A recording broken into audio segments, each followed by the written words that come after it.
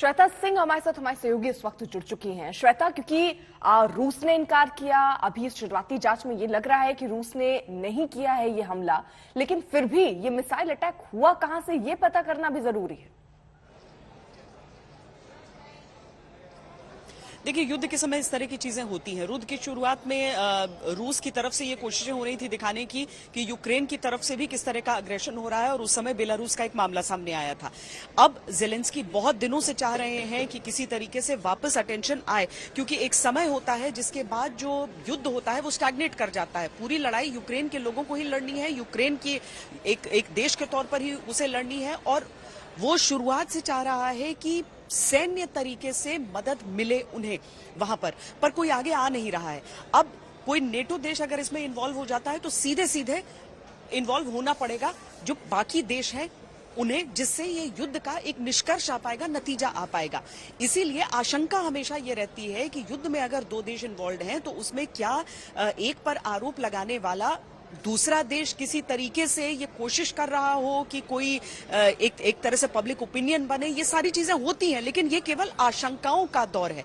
रूस की तरफ से अगर ये कहा जा रहा है कि हमने नहीं किया, तो उसके बाद कुछ भी हो सकता है। अमेरिका अगर ये कह रहा है कि ट्रेजेक्टरी ऐसी लग नहीं रही है कि रूस की तरफ से हो सकता है, लेकिन हम जांच करवाएंगे इसका, तो इसके मायने हो जाते हैं कि कोई भी हमला अगर हुआ है तो आज के दौर में पता लगाना मुश्किल नहीं होता है। आप उसके पाथ को ट्रेस कर सकते हैं, आप देख सकते हैं कहां से वो हमला आया है, आप ये देख सकते हैं कि उसका जो निर्माण हुआ है वो वाकई वहां पर है, उसकी सीरियल नंबर से बहुत सारी चीजों की पहचान हो सकती है। तो ये सारी चीजें अब नेटो देश जो है उसको जांचेंगे। नेटो देश इसीलिए जांचेंगे क्योंकि पोलैंड नेटो का मेंबर है, और नेटो के ऊपर ये जिम्मेदारी हो जाती है कि वो जांच करे कोई भी कदम उठाने से पहले। अर्पिता, बहुत मुश्किल लगता है कि जिस हालात में इस समय दुनिया है, जिस क्राइसिस से इस समय यूरोपियन देश गुजर रहे हैं, उसमें नेटो किसी तरह का कोई अग्रेसिव चीज प्लान कर सके रूस के खिलाफ। इस समय सब चाहते हैं युद्ध जल्दी से जल्दी खत्म हो जाए, और जेलेंस्की चाहते हैं कि उनकी सैन्य सहायता की जाए।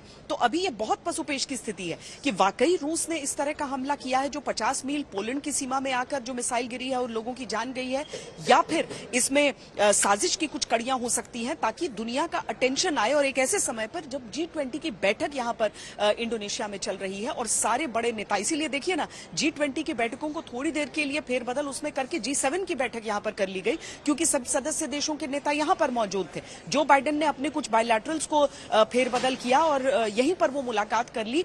नेटो की बैठक यहां पर हो गई आपात, और यहां पर चर्चा अचानक शिफ्ट हो गई इस बात पर कि रूस यूक्रेन युद्ध में आगे क्या हो सकता है। क्या रूसी अग्रेशन को एक अलग तरीके से कोई मुंहतोड़ जवाब दिया जा सकता है, हालांकि उसका सीधा मतलब हो जाएगा तीसरा विश्व युद्ध। अर्पिता।